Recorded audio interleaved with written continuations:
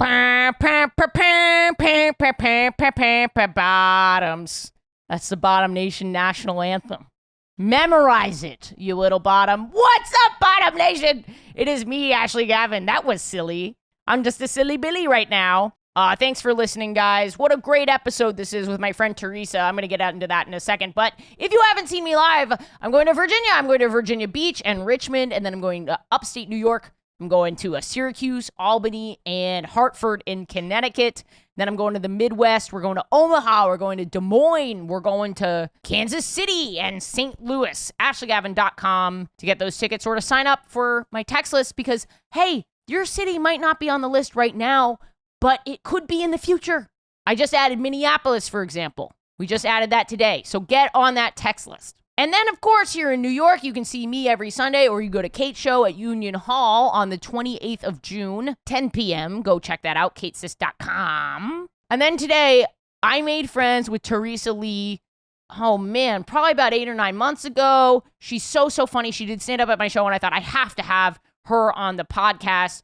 And I did. And she has some amazing jokes about her. I don't know if she wants me to call it a breast implant surgery or a boob job because she called it a boob job on the...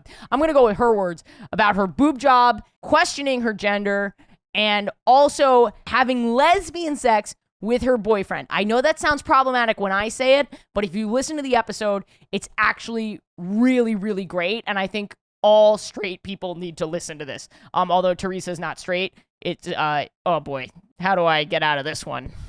You guys know what I mean.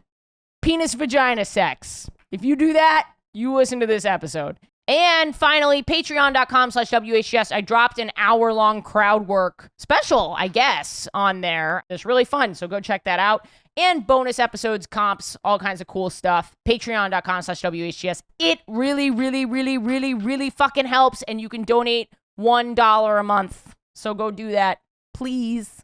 I'm dating a straight man, and I say we've had lesbian sex, and that sounds funny, but I mean, like, I've fully been, like, going down on him like his That's awesome. I love like his dick is and the thing is, I really didn't used to like dicks. Like, I think I dated a lot of men before I was fully out that I was seeking attention from. And with my boyfriend, it totally made me rethink everything. I was like, oh, it is enjoyable. You just have to see it the way you appreciate women's bodies. It's like...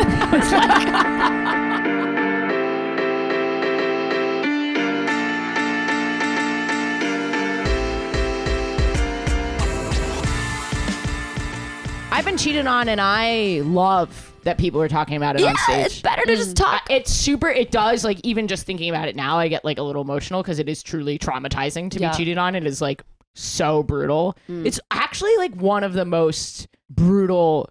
It sounds obvious, but the level of, like, being cheated on, I associate how emotional I get, like, with the death of my father. Like, it's like that level of, like... Well, it brings back past trauma, because I felt that it feels like you're taking away the rug or, like, you know, a safe space, which reminds you of all the things you didn't get as a child and whatever. Abandonment. Yeah. You know, someone running away. Wow, we got deep so fast. This is why, actually, we should probably introduce ourselves. Okay, hello. I was like, are we recording? Okay. But that's why I wanted to have you on. I was like, we're going to have a therapy session. What's up, Scorpios? Because you and I were in Atlanta and we were getting lunch. Was it lunch? Yeah, we went to that marketplace. Yeah, play Ponce Market. Yep. Ponce City Market. What a nice little place. So cute. To play mini golf. You were saying you've been playing a lot of mini golf. I've been playing a lot of... She's going through her mini golf phase. Mini golf. Oh my God. I'm sorry. It's funny because golf is such a lesbian sport, but you're not going all the way. You're just like, I'm microdosing. What are you, bi? Are you bi? No, just wow, bi erasure here. Okay. I'm out. No, I've gotten yelled at before on TikTok for people when people say, "Are you bi?" Like, and people were like, "That's biphobic that you get upset." No, I hate men. You fucking idiot. You can be bi and hate men, okay? Yeah, that's true. Look. I actually feel bad for you. Honestly, I love that I'm over here on my side of things. So planted. I learned a lot about myself during pandemic because when TikTok was like fully a lesbian dating app, I like just like forgot that I had ever really liked men, but I realized that I have only, then I really thought about it. I was like, because sometimes people are like, you're on your journey. I'm like, maybe. But then I was like, I've actually liked 3 dicks, but then I've dated more than 3 men. But I was like, that's still like, yeah, I'm bi. Like, I'm not going to try to put myself in a category anymore. Yeah. I've agreed to just take the label. But yeah, I'm always like, I don't know. Take the bi jokes. Make the bi jokes. It's fine. I'm dating a straight man. So. I'm a full-blown lesbian.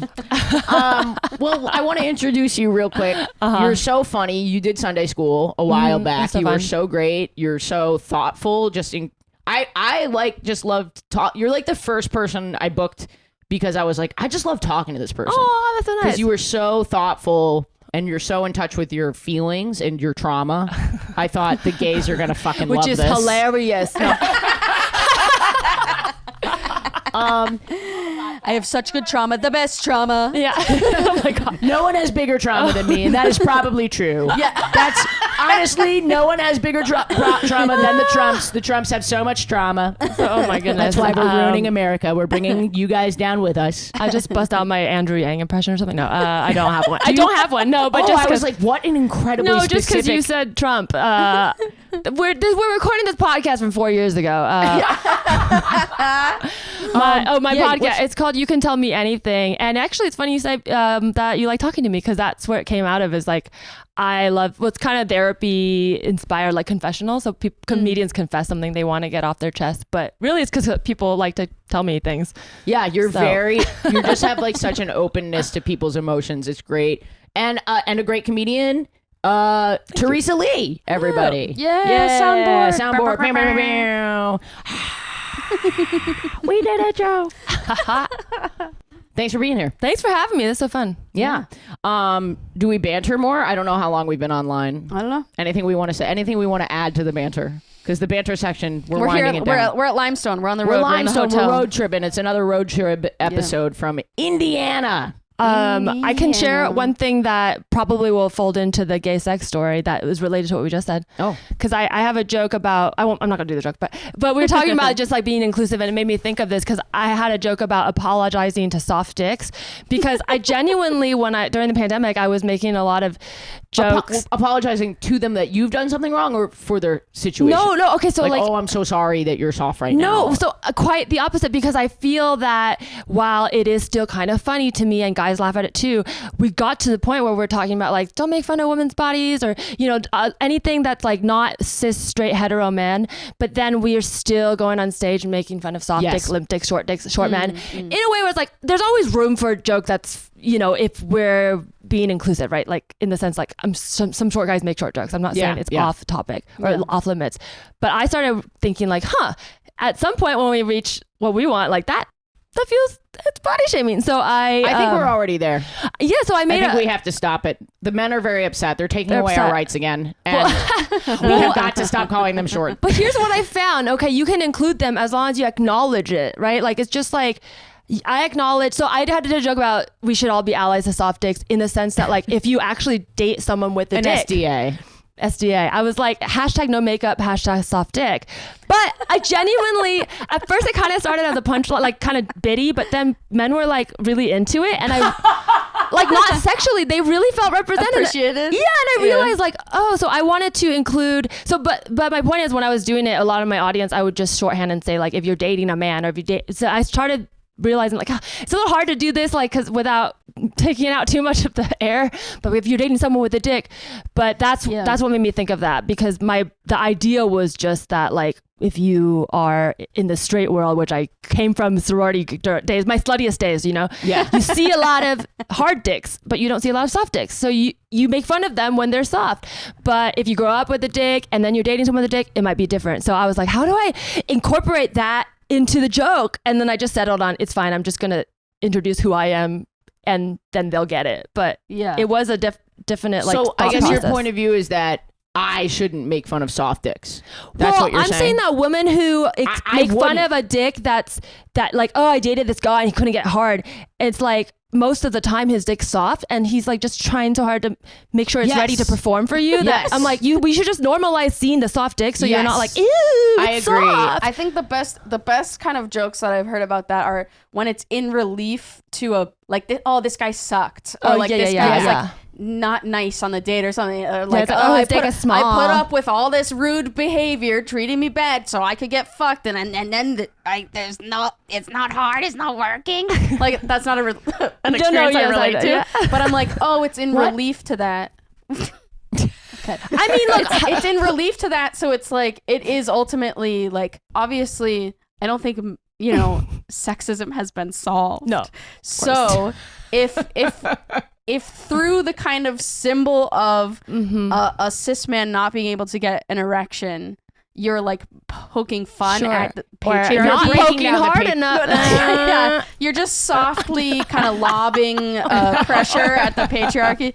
Just pushing up against the patriarchy. Do you know what I'm saying? Do you know what I'm saying? Like, it would context, be. Yeah. I think it would be sad if someone got up there and was like, "My husband, who I love, I'm gonna make fun of his limp dick." Like that seems so sad. But if you're like, "Oh, I'm going through the absolute slog of being a straight woman or a bi woman or whatever," and being treated shittily by all these fucking Bumble dates, like living in a world where I'm getting fucking underpaid and all these men are catcalling me and hitting on me at bars, like, yeah, you can make fun of the soft dick. Yes. Like, I think in those situations we should actually celebrate more soft dick as a part of breaking down the patriarchy. And in some ways, I feel like no hard dicks should be allowed with everything going on. Hard dicks should be off. Buy a strap on. That's buy erasure. No, you can still like munch on it a little bit. But chew it like taffy. Oh my God. I don't know. I don't fuck men. But I will say there's also the societal issue of like men not being able to have. There's way more erectile dysfunction now than ever due to porn addiction and anxiety and all these things. So it's just. But then I think we should talk about that, right? Problem. It's the porn, like, because I mean, I've had situations where I've been like, I'm gonna like have some time to masturbate and like pull up, like really take the time to find a link, and then I just can't get into it. And I'm like, God damn it! And I'm like, am I like blue balling myself? You know, I'm like, but because I do get frustrated. I'm like, I wanted to come, but it's like I'm not gonna have that reaction against myself and just be like, well, I guess my head was on other things today. And that's it. Right. So I'm like, we gotta have that sort with of. Men, it's like treated as like something. It's like, oh, he can't. Yeah, but with women, it's like, they have to go grocery shopping. There's bills. They're stressed out. Well, I think we did it. I think we did the banter. Yeah. More dick banter than I'm used to, sorry. I think. No, don't apologize. Never apologize. I think this is actually, if we look at soft dicks as a sign of maybe women rising up. Yeah. I thought this was a great opening. Rising up, no pun intended. Like the men can't. My clit is rising up. Okay. Rise up. No. Clit hive. We need a clit, like a clit rise up sign. Maybe like a little knuckle. Clit hive. Knuckle. Rise up. I do a joke that has an act out where I do the knuckle clit. Yeah. Really? How about this? Yeah. This is the new solidarity. It looks like one of my vibrators. Well, like rabbit. We are not in the apartment, but we are having gay sex. We're having gay sex in Indiana, and we need to be having gay sex in Indiana as activism. And I haven't actually had gay sex here in Indiana. No, I haven't. Long time ago, very long time ago, but not full blown sex, just hooking up. Anyway, I am Ashley Gavin. I'm a cis gay white woman, she, her pronouns. Yep. I'm tired. Guys, patreon.com/WHGS. I am tired. I am tired. We're bringing on a new team member, which is cool. But we have to pay them. So please help. I'm tired. I'm gonna buy patreon.com/I'm tired and see if that'll help. And as always, my cancel coach to keep me from getting canceled. The fat in the chat. You play any sports growing up? Dance. Oh, nice. That's true. We We haven't haven't done done any breakdancing type of stuff, like spinning on your head. I almost What said kind of dance? hopscotch when you Hopscotch. I don't know why. I wasn't even like great at hopscotch. I just thought, no, I Foursquare. Jump rope. tetherball. I was never good at sports. I envied the soccer girls for sure. They all seem so close. Tetherball is kind of fun because you got a big long string involved and a ball attached to it. Feels like something. You're smacking it. Oh yeah. That's kind of sexual. Yeah. Okay. I never thought about it that way, but you're making me revisit memories. Yeah. Maybe something like How can we get someone to wind around his pole like the rope on the tetherball court?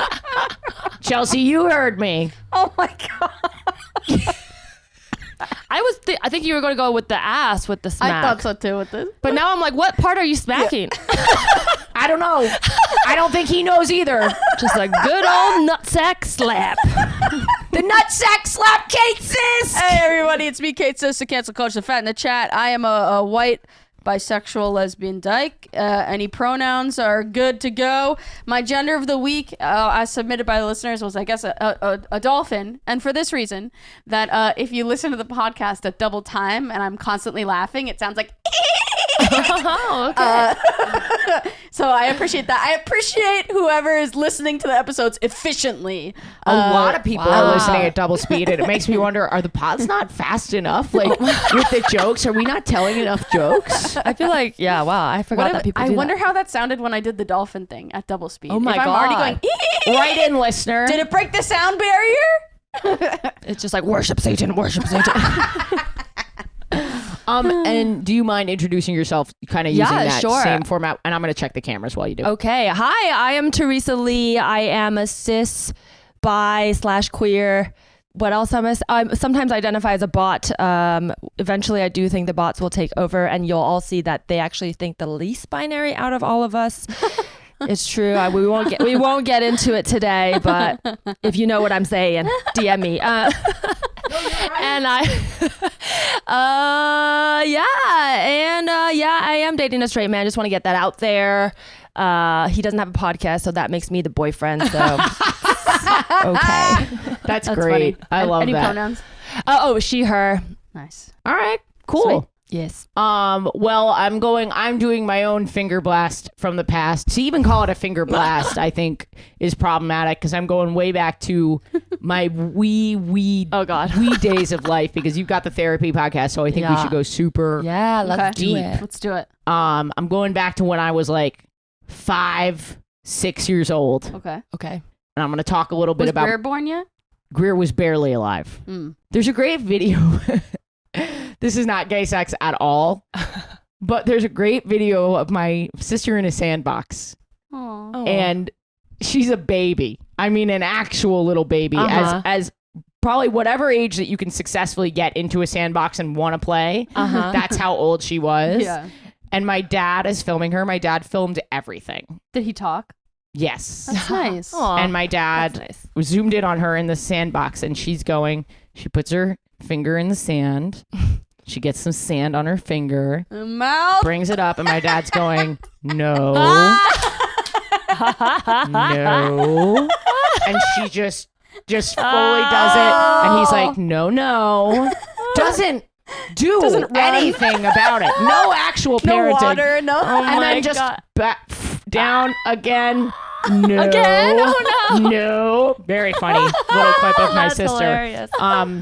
I guess if you don't have teeth, maybe that's not such a bad experience. Yeah, you know? develop some immunity To something.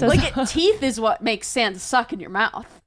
It doesn't get stuck in your That stomach. is such an incredibly specific point of view. I'm serious. When you're all gums, sand in your mouth is lovely. Sand in the mouth. Who cares? It's full of anything. Listener, right in. Have you taken out your dentures and put a big old wad of sand in your mouth? Is it pleasurable, the experience? Let us know. Kate says yes. Well, all I'm saying is that the teeth is what makes it bad for me. It doesn't taste bad. How often are you chomping on sand? You're at the beach, you accidentally get, sunscreen on your lips, and then you eat your apple that you brought with you, and all of a sudden, it's like a bomb went off in your fucking ear, and like you got shot in the tooth. Like, it's awful. Or like when you don't wash your cilantro. You guys wash your cilantro? Or like leaks or something. Okay, yes. Got dirt in there. Yeah. But that's an unwanted sand. If you were like, I know the sand is coming into my mouth because I'm putting it there. But I I'm feel like the panicking. psychological I'm experience panicking is right now different. just knowing that I have teeth. This is going to be such a fucking weird episode. I know. Well, so this actually relates. Yeah, I can imagine the therapist just being like, okay, and tell me what you're reminded of when you think of sand in your mouth. That's hilarious. But yes, so my dad was taping everything, which I loved because I was already super fucked up. And I wanted to be on camera just all the time. And so much of my play on camera was gendered. Like I would do, remakes of Disney movies, but I was always the prince or like Aladdin. Which one was your favorite? Okay, Aladdin. I liked to be Aladdin because I liked the idea of taking my shirt off, but having like a little vest, like an open little thing on. I loved that. And in my mind, these were shot for shot remakes, just by the way. If you watch them, they are not shot for shot remakes. But in my mind, I was like, I'm recreating this. And there were other ones. I used to swim with shorts on which is not something my sister did. Very interesting. I used to swim with shorts on. And I know this probably crosses over between gender and sexuality, these experiences. I'm sure people who are trans experience this, but I also think like from my perspective, it's because somewhere in my brain, I already knew I was not like other girls and I had no representation. So the boys made the most sense to me. Because they got to be with the girls. Because they got to be with the girls. My twin sister would wear bikinis and I didn't. But I would get tankinis, which is very bi. I was like, I don't know where I fit in, so I'm going to do the thing that doesn't look good on anyone. I definitely had tankini years as well, which was my mom did not want me to have a 2-piece because she saw it as sexualizing, but she was tired of me getting my fucking 1-piece wrapped in a little tight rope when you have to go to the bathroom. Yeah. And then just yelling from inside, Mom, I'm stuck. Mom, I'm stuck. But so as early as kindergarten, I would run around the playground at recess trying to kiss the girls. Bold. See, boys in my school did that. Yeah. The boys did that. I would get them to chase me and then chase them back because I like the chase. The chase I don't know what that means. The chase is the fun part. Yeah. The chase is the fun part. I'm running around. I have this distinct memory of like grabbing one of those poles you could slide down and like swinging into like a little group of girls going and then they all ran away screaming. Hilarious. And that was like so fun. And I would laugh, and I loved playing this character of this man that no one wanted.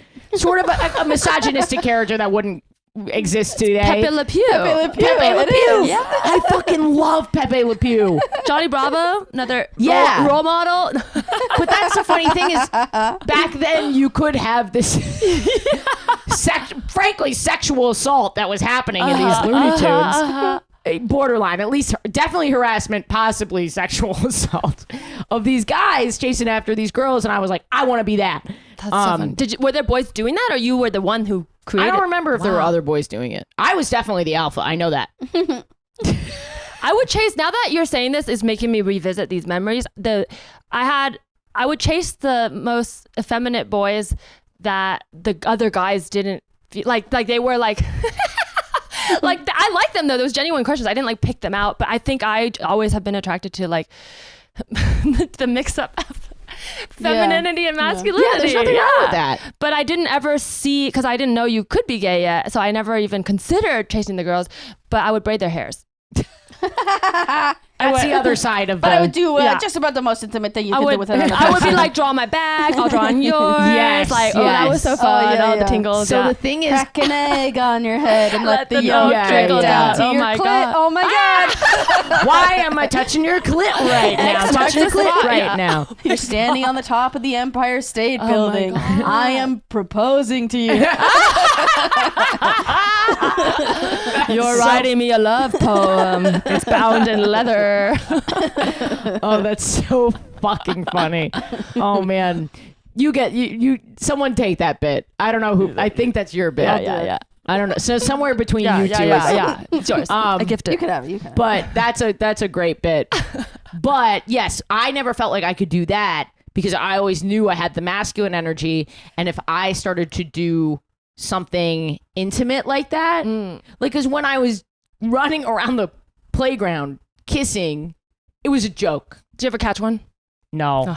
It was a bit. Because you didn't want to catch them. I didn't want to catch them. You wanted them to run. It was purely the chase, and it was a bit. Doing like holding the hands, like touching, like that kind of thing, that was real. Yeah. Because I'm so masculine that would be like, that's like what two femme friends do. You didn't want to be misunderstood in a way that made you feel singled out. It was just terrifying because it felt like they would know that I was actually gay and not just pretending to be Pepe Le Pew. You know what I mean? Yeah. So there was this one time where this girl in my class, I can't say her name because one of her parents ended up being a very famous artist. Oh, nice. So I don't want to give her away. Lena Dunham. But one time she came over, and you know how kids, they'll do like sexual things with Barbie dolls. They'll make them like kiss and stuff like that. I didn't really do a lot of that myself, because I had the outlet of being Pepe Le Pew. But she was like, oh, let's go into the bathroom.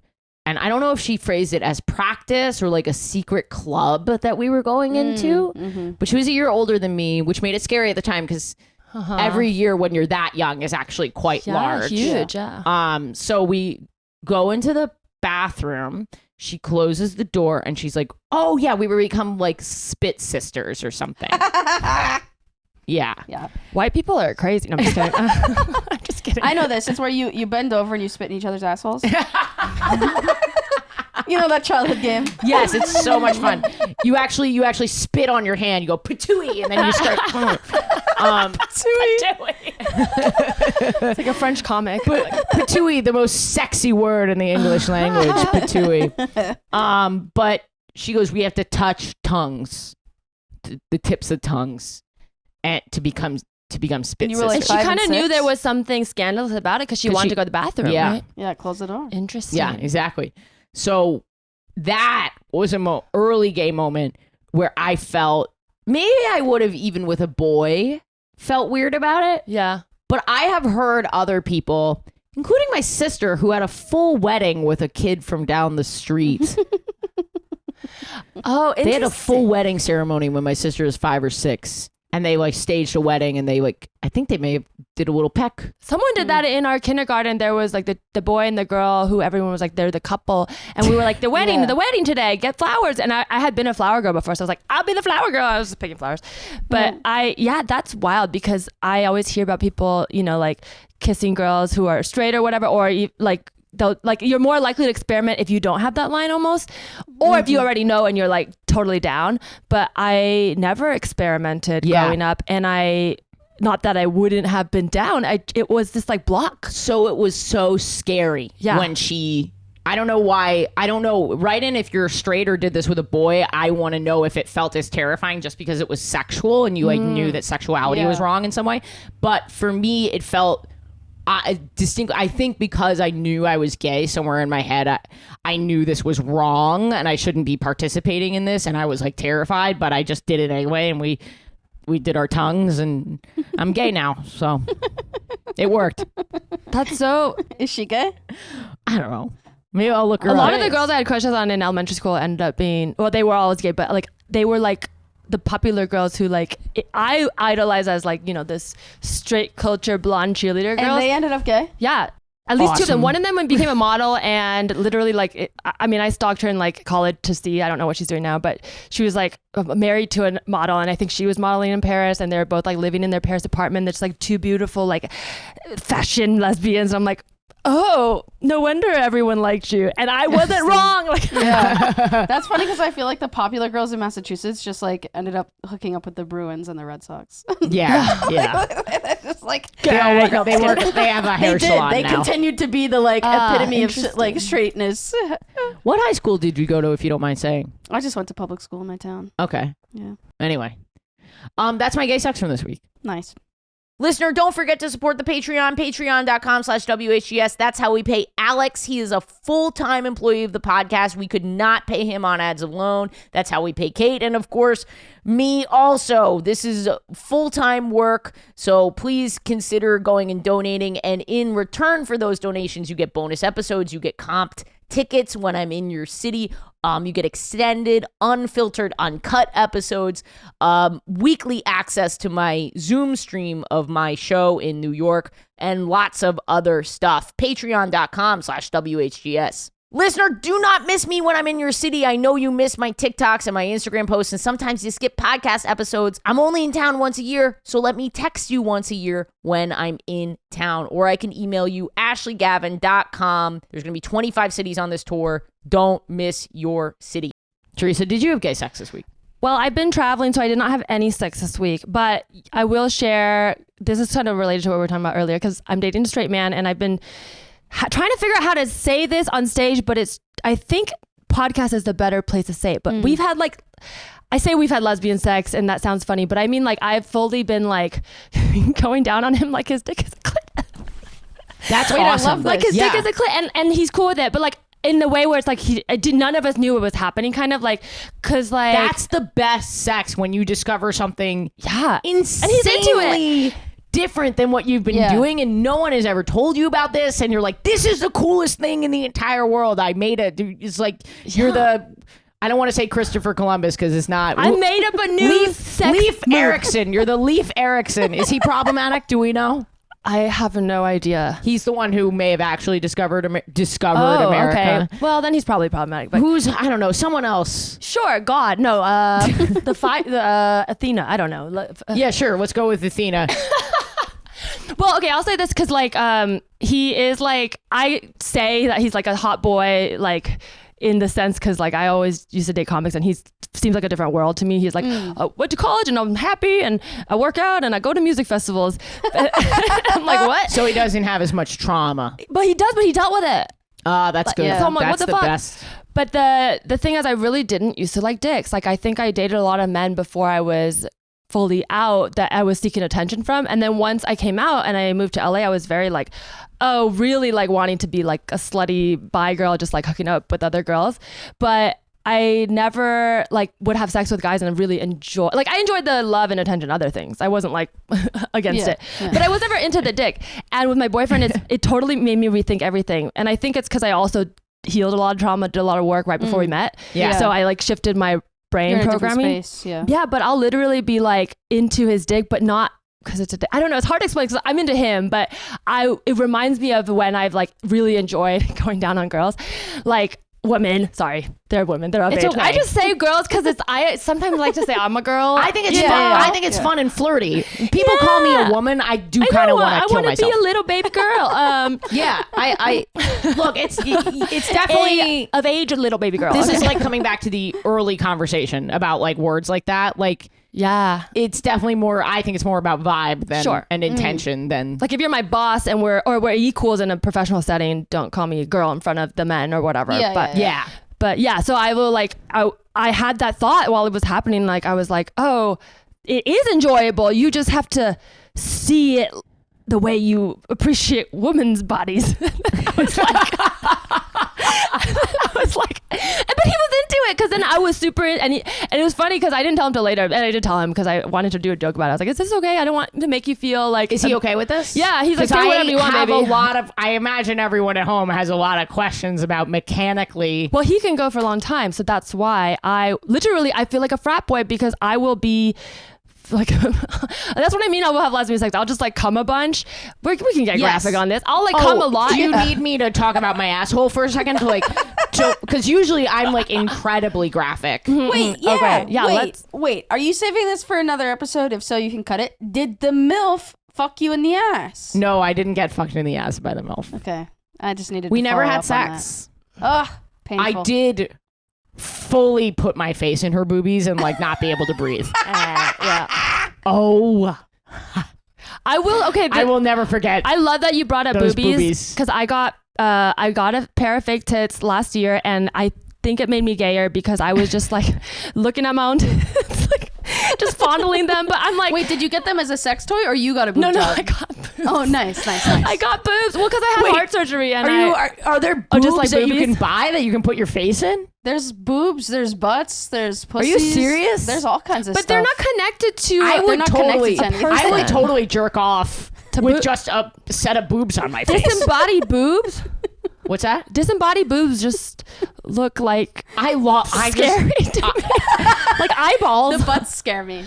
The butts do scare me. No judgment to anyone who uses the butts, but when I see it, it's frightening to me. Go on. Because it does. It looks like a person got cut into pieces. It's just a body and it's scary. Some people are into that. That's not what... I don't think the people who are using Army Hammer. Oh my God. I think the people who use the butts are just able to hyper focus. Yeah. They're really good at visualizing the rest of the body. Yeah. Instead of me being like, it's a disembodied ass. Oh my God.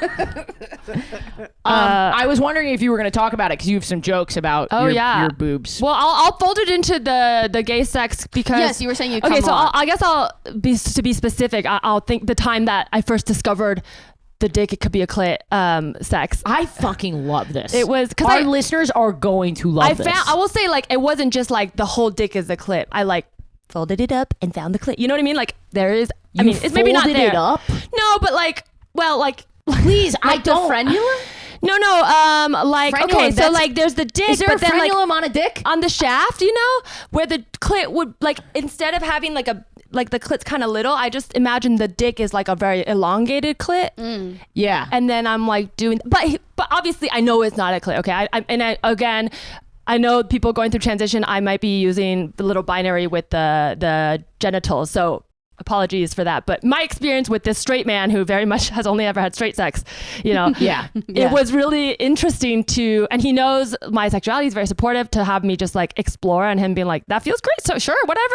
And then me being joking like I'm a frat boy because I would just like come a lot and then like die and then sometimes be like, baby, did you come? And be like, no, it's okay, I'm gonna get a beer. And then like and then like I'm back in it later. That time I remember being like, whoa, we quantum leap, because literally it felt like we were like talking about the future, like we were in the bathtub, and this is very lesbian. We were in the bathtub talking about the future. At one point we were just kind of like soaking for a bit, so I was like sitting and he was behind me, you know, legs there, and then I had the vision that I was giving birth to our baby, and I was like, and I'm not the girl who talks about wanting a family, so this is like uncharacteristic for me, but in that moment it was like lesbian sex. We connected. I was like, baby, when I have your baby, like, this is what it's gonna feel like. I was like look, I'm like, and he was into it. He was like, oh man, yeah. And then but here's the thing, it's like, it was truthful. I wasn't putting on a thing. Right. But later we both laughed about it. We're like, what was that? I don't know, but yeah, it's cool. Yeah. You opened a part of your brain that you don't necessarily open when you're not in a sexual mode. It seems like a super like unfettered like level of consciousness almost. It did feel like we were almost like like we were in our bodies but also experiencing our bodies. You know, you're present, you're in a specific kind of flow state. When I've had sex with women, I always like, they couldn't ever compare to men, like men, or the opposite, like men would never compare to the experience I felt like sexually satisfied in that sense. But like, I got other things from men, and like it was fine, like, you know, whatever. No offense to the men that I've fucked, but those and they're ones definitely watching. But yes, they're definitely no. Those ones also were a lot of unhealthy relationships, so I wasn't coming into it with the clarity. And when I entered my relationships with women, it tended to be more, we started on an open, safe space where we often bonded over emotions before. So this is my first experience dating a man who has emotionally gotten me there and physically, and it's almost wild. Sometimes I feel like I'm a fraud because I'm like, that's why I called it lesbian sex. I know it's not, but I'm like, this isn't straight sex. Or maybe it's just sex. Maybe I've never had real sex. Like, is this just off sex? The script. Like, but I was like, this can't be what everyone's been doing this whole time, except for me, right? Like, this is something different, right? I think there's a truth both literally in the activity that you're doing, different than standard. Yes. So I think in that way, it's like queer, but also because you are queer, you're bringing your queerness to the sex. The other person is fully accepting of it. Then like the sex is queer, right? Yeah. I also think like heterosexual sex has a script that you don't have to participate in if you're heterosexual. But I do think that when you don't participate in it, you are getting closer to what lesbians might say, oh, you had lesbian sex. Like, you licking on a dick like it's a clit for like an extended period of time is in some ways gayer, in my opinion, than some of the sex I've had. Yeah. Well, yeah, because let's be clear, when I'm saying, like, this is hours, you know, like the whole thing lasted. So like, and I'm like, I never fucked a guy for hours when you have him not finish. I'm sure it happens, but you know. I'm not saying like, oh, I'm so cool, but like, I'm just, you know what I mean? I'm not like, okay, flex. I'm just saying that this felt like we were present. It wasn't like he was like, oh, I gotta finish. It was like, we were just having sex. Yeah. And it just lasted. And we were having stages of it and like experiencing journeys and emotions. And it was cool. Yeah. Well, I guess, this is probably too much to get into, but I'll give you the bullet point because it is a big conversation and I've done a solo episode on my pod, so if you are curious the whole story.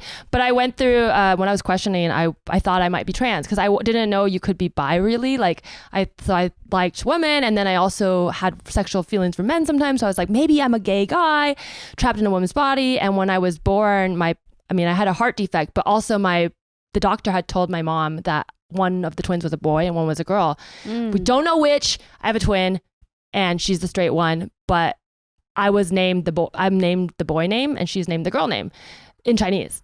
So then what's the name in Chinese? It's Tai, and she's Zhenyi, but it can be gender neutral. So they never changed it. Cute names together. Oh, thank you. I love when twins have cute Yeah, names. but they never changed it. And then at birth, the nurse got her name wrong because she was like, "Is it Jenny?" And my mom was like, "Oh, they're gonna have issues with this." So she named us on the spot. Like, and since it was another girl, she just named me after her college friend. But I used to wonder, like, I actually it's funny a boy? That your name's Teresa because did you say Tai? Tai, yeah. Tai. I could imagine, and because I took Chinese, I studied Mandarin. Yeah. I can imagine some student getting that name from Teresa, like your friend Teresa's in class. Yes. I could see that. That's so interesting to be like, maybe I was the boy. Well, so how did you come to the conclusion that you? I started. This was like when I was a sophomore in college, so it was maybe like 2009, 2010. So I did I was on forums. I went to like the NYU like health center or whatever, and I'm glad that I had those resources, and I was fully like exploring. I'm very a Virgo moon, so I was doing research way early than I needed to. Like I was looking up what it would take to do the transition before I had even like fully identified. But ultimately, I even found a blog post of a guy who had already transitioned, who was an Asian graduate from NYU, who's Taiwanese. So many similarities and a couple of years ahead. So I was like, it's a sign. But I ultimately explored more hooking up with women, and then became more aware that you could be queer and like both men and women, or all, now I include other genders, but at the time it was like, oh, like new world. So then I kind of realized that I don't think that was it. But it's interesting because I've always had a bit of like questioning about my body, and I think it comes from my heart surgery. So the boobs thing is funny because I just went, you know what, I want titties. I like titties and I like to have them too, and it's fine. But it is funny because sometimes people are like, I'm like, oh, if I have titties, does that make me more straight? Because then I'm male gaze, but then I'm like, but also I like titties. And I also also like my titties. Yeah. So I'm like, so I can like my titties and I can date someone who has titties. Not right now, but so in some ways I feel like it made me gayer, but on the outward level, like it made me more accepting of who I truly am, if that makes sense, which feels gayer. But on some level I'm presenting more straight because I'm now with a straight man. And huge knockers. No. Can I ask a personal question about the boob job? Yeah. Do you still have sensation in your nipples? I do, but I also, so part of it was my boobs are uneven. Like I basically didn't have boobs, but the surgery, I have a scar and they were uneven. So I wanted to get them evened out, but then I was like, make them bigger. Nice. And yeah. Throw it in there. As long as I'm going under. Yeah. Knock me up twice.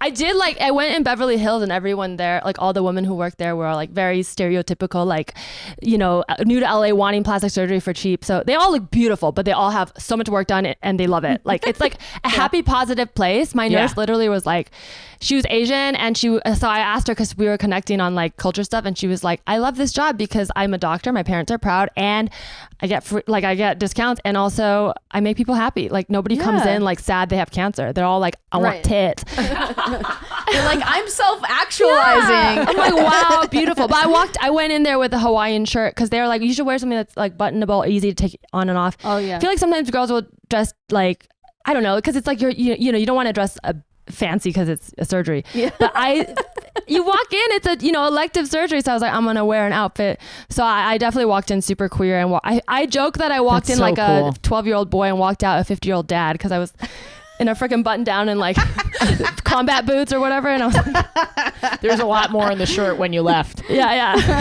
It was kind of funny because I think the nurses did double take. They're like interesting because it's so Beverly Hills, and then it's like, why is she? What's okay? I love that. Well, that's such great gay sex. Really great. Thank you. We're gonna go to Kate. Kate, did you have gay sex this week? Oh boy. Okay. Yesterday we had our live pod, which is great. And then I was walking down the street, and this woman was like, "Kate, sis, let me buy you a beer." And I took her up on it. She was with this other girl. A woman, sorry. And you're canceled. They listened to the pod. They were so fucking cool, and I was like chatting with them. I have a feeling I know who this is. I told them I was going to mention this, and so I hope it's okay. They didn't say I couldn't, but anyway. So I'm talking to both of them, and I was like, "Oh, so you guys are together?" And they were like, "Well, this is our second date." I was like, I can leave if you want me to. If that was just like an empty kind offer that I weirdly took you up on, were they at the live pod recording? I think so, yeah. I know who this is. But so then I was like, I just like sat with them while they were on their second date, and it was so lesbian because... Oh, you sat down with them on their second date? Yes. What was the date? Describe the date. They had gone to the live pod, and then they were doing they were having a beer. You made the date because you were part of the date. I didn't know when I sat down that I was sitting down on a date. I made that mistake. You should have charged them. You were like hosting the date. You were hosting. You emceed that date. Yeah. You're the gay Chris Harrison. Oh my God. I was like, and now you must choose. But it was like, you it was sat so down the lesbian rows between them. It was so deeply lesbian because they live in different places. Oh my God. Okay, wait. Was like, one from so Oklahoma lesbian. and one from Indiana? No. Bleep these names. Was one of them named? No. That's so funny. There's multiple. Because I was also on like a long distance date with some listeners from the podcast show. Oh there are 2 sets of podcast listeners who are on long distance dates in Indiana right now. Honestly, there's probably more. I gotta say to the listeners, I fucking love you guys. And to those specific gals that I was hanging out with, I just had a great time with you guys. But it was so funny and so deeply lesbian. But I'm always having panic moments about like, one time I was hanging out with some other comics and they had been dating each other. So I was like, oh, and we were all on the same show. So I was like hanging out with them. I was like, well, this isn't really a date because we were all just working. And so I was hanging out with them. And then I realized that they like weren't really together anymore. And the I was comics. Like, yeah. And so I was like, there's a pair of comics here that used to date? No, this isn't here. This is no, but that kind of stuff happens because they don't always want to. They want to act cool, but so then I'm like, sure. oh my God, am I sitting in worse than sitting in a date? Am I sitting in on what was supposed to be like a talk? But I had accidentally gotten blasted after the show. So my social skills were out the window. And they're so good to begin with. My social I say that as another socially off-putting person. I just like, yes, socially I don't always function great, but to be also drunk on top of that, I was just like, oh my God, am I not supposed to be like 3 hours into hanging out? I was like, am I not supposed to be You were with them for 3 hours? Well, you know, the show's like an hour, and then we hung at the venue for a little, and then we went to dinner. Oh, wow. After dinner. Okay, so it was a dinner, not just drinks. Yes. You gave them enough time to change their mind. The comics? Yeah. You give people what 3 happened. hours, maybe they don't end up breaking up.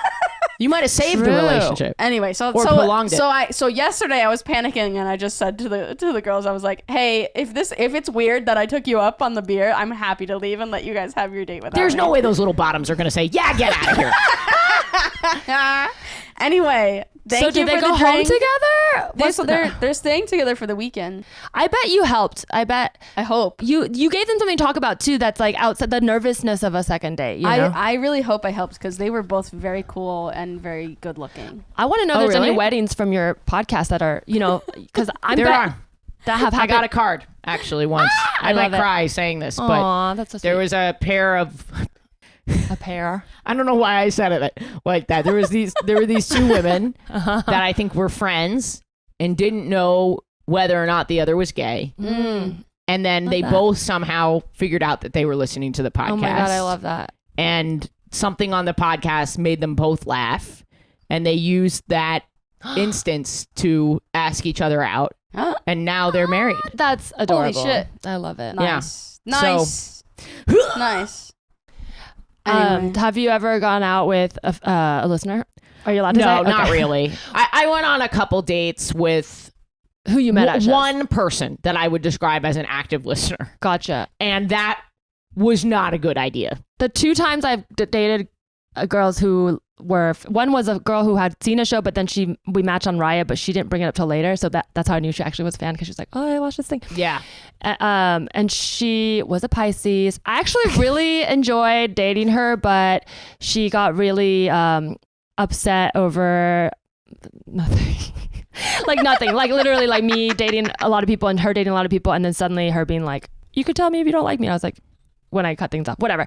I totally validate her feelings, but I'm also like, yeah, no, I cut things off when I felt they were done, and not before or after. And she was like, I can't believe you didn't tell me earlier. I was like, I didn't know earlier. I now spoke I know. as soon as I said I saw something and I said something. But the other girl was like, she was very aggressive, like mask energy came up to me after a show, and our first date, this is going to be the most lesbian thing ever, we read each other poetry from my iPhone notes, and we bonded over both, because I love crying. Teresa, that's a red flag. I love crying to the Les Mis soundtrack, and I do talk about it on stage. It is a thing people know about me. Wait, the what soundtrack? Les Mis soundtrack. Oh, yes, yeah. And I don't, now that I wonder if she was making this up, if she had heard this. I don't think I did this joke before, actually, but we both found out, because there's one specific song, every time I listen to it, I cry, and we were like, say it at the same time, and it was Empty Chairs and Empty Tables, and we both did it, and we are like, oh my god, no way. But I was like getting out of a breakup, so I wanted to take things slow, and then so I like was like, pause, see, let's wait a week or whatever, and then like a month later she was like engaged. So I think she was looking for a wife. She was looking for a wife. She was looking for a wife. You dodged a bullet. Yeah. You dodged a bullet. Because that's a quick fucking turnaround, Looking for a wife. But never have I then gone out with a fan after. I'm basically watching that happen in front of my eyes right now with someone that I was hopefully going to date seriously, and I'm yeah. So I totally relate to this. Do you know people have started DMing me about it? They have? They're like, I'm really worried about Ashley. Yes. Have you seen what's going on They God. Shall Not Be Names Instagram? Oh no. I feel bad for you that it happened. I feel worse for you that people are still on you about it. This is the thing about and I'll say it now just as a reminder. This is 1 hour a week of my hundreds of hours that I live every week. Yes. And we tell these stories with comedic flair. Yeah, yes. True. And they are not fully representative of our entire lives. So I think people thought that this was a really bigger upset. deal, and they got into it, and the parasocial thing was happening. They thought it meant more to you than it did. Gotcha. Yes. Despite the fact that it was, I as a friend reacted strongly because it was funny and It kind was of hilarious. over the top. Okay. It was hilarious. And I'm a simpy. And a little brutal. I am a naturally simpy person. Yeah. And my brain has like, I know that I'm a simpy person. So like when I'm getting into something and I'm feeling like, oh, I really like this person. Oh, I'm falling in love with them. Like, all that stuff.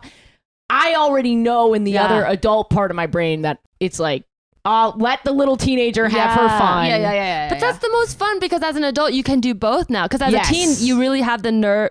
Sometimes the nerves overpower the desire where you choke, right? But like as an adult, I feel like you can lean into the nerves in a fun way, but then also you can pull back and be like, all right. And that's exactly what we were doing. Yeah. We were leaning into the fun and the tension and all this stuff. But there was another part of me that was like, here's why this might not work, and here are the things that I've saw that like give me pause. And I'm focusing on taking care of myself and work and family. Like, but I don't talk about those things on the podcast because they are not funny. So it seemed like it was an all-consuming They're like, I know how much you deeply loved her and how you God. thought she was your person. Hilarious. And it's like, whoa, dude. Like, I love you guys. I'm so truthful, but you're not getting the full 3-dimensional scope of my entire life.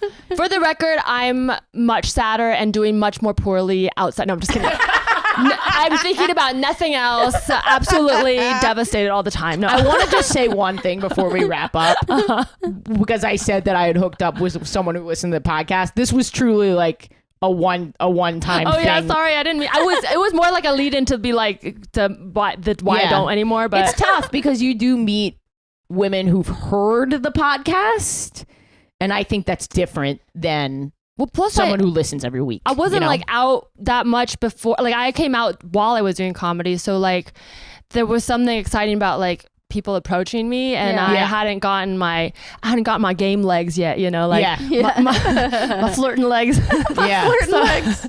It was nice to have like are your flirting legs your sea legs or your land legs? Ooh, I go deep sea diving. I think sea legs because you're swimming in puss. Yeah, right? I was like, I go deep sea diving, but I can also go at the surface. I'm in the air. I'm in the sky. I'm in the caves. I'm underground. everywhere. We're in a submarine. Spelunking. Get my hollow bird legs. Yeah. Just to clarify, like someone, Allie Colbert, like asked me how many women I had slept with after shows, and the number is so fucking small. It's like 2 or 3 since I started the podcast. I mean, it is just I just really don't want people getting the wrong impression. And when I meet these women, there's usually some dates in between that happening. And assessing of whether or not there's a parasocial thing happening, and if there's a power dynamic, there's all of that. But it is getting tough to meet people that don't have some distant connection. I was on dates with this girl that I really liked, and she was like, "Oh, my friends listen," and I was like, "Ugh." You gotta get a Raya. Wait, I know. Except then I didn't meet a girl who, I am on there. I haven't made a profile yet, but I'm thinking I really got to put it together. It's funny that you mentioned the after shows, because I used to think like a lot of the sort of like cis straight guys who go on the road, that like that's a dirty thing, that not dirty, but it's like so gross that they just go and hit on girls and then bring them back. It's different. But I'm like it's when I think about meeting girls after shows, it's almost like I feel like the power thing is interesting because I feel like I date up after shows, whereas guys, you know what I mean? Like guys will date, bring a girl back, and then they realize like, oh, this guy's kind of not as cool as he is on stage. Yes. Like after I have a good set, I don't want someone to like spend time with me and then change their mind. But break the illusion. Yeah, but if they're like, oh, hopefully I'm a rich ass woman with this mansion, come play. I'm like, now I feel like I don't have to take you back to you're not expecting me to have this cool ass penthouse. I got an access key. So that's the difference, I guess. I guess I'm just vain. I don't want people to see how I live. No. But I do think you're right, because sometimes when you hook up with a girl that knows, and this is just such a rare thing, they get this other side of you, whereas with the straight thing, I think the power dynamic is more they just want to fuck or built whatever. in. Yeah. Whereas with the lesbian thing, they're like, oh my God, I'm learning your feelings and your secrets. Like, oh my God, no. And I might lose a fan. I don't want to lose a fan. And like when I broke up with Well, I hope by spending time with those women on a date yesterday, I didn't seem less funny or charming. I think you probably they literally were like, we were trying to, what if they were trying to fuck you?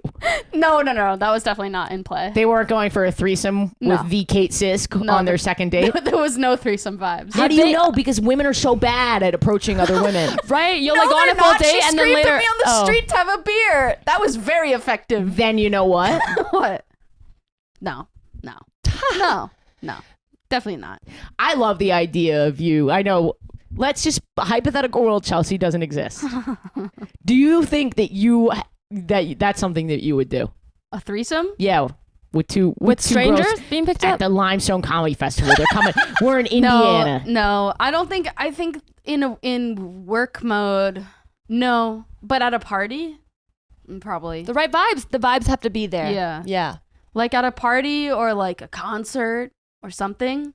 If a couple approached me, maybe.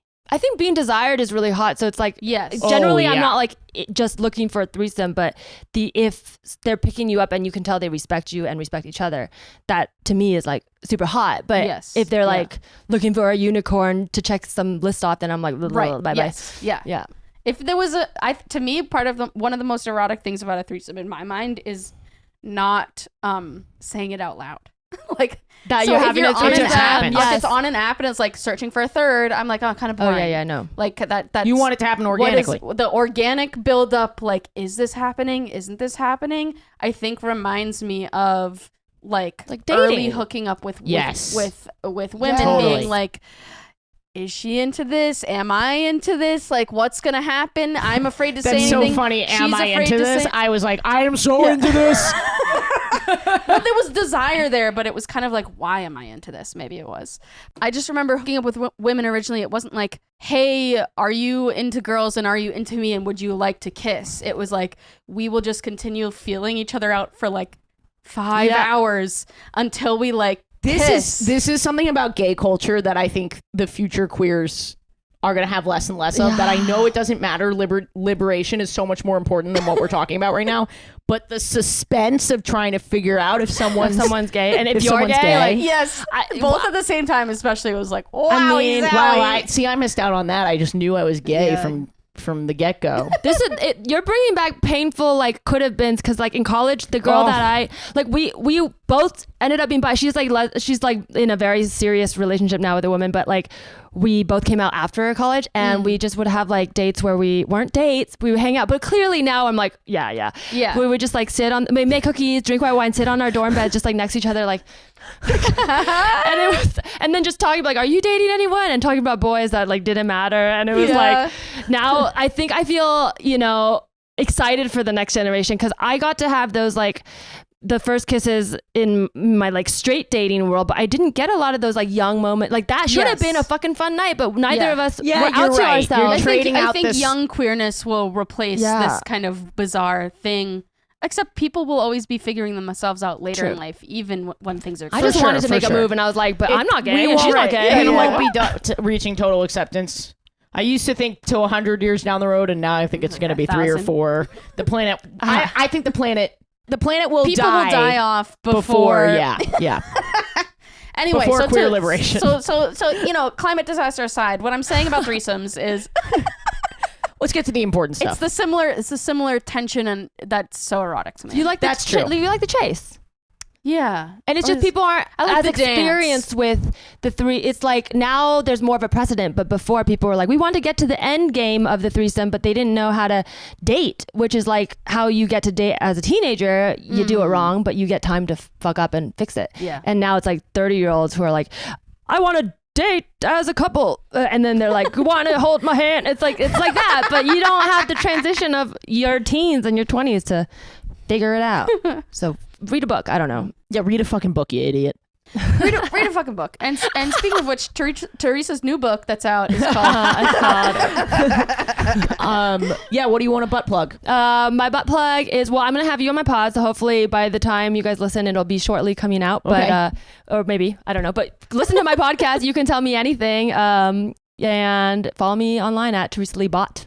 And she's so funny. Anything you want to butt plug? katesisk.com for my mailing and text list, please. Thank you to so much to everyone that's signed up so far. It's so helpful.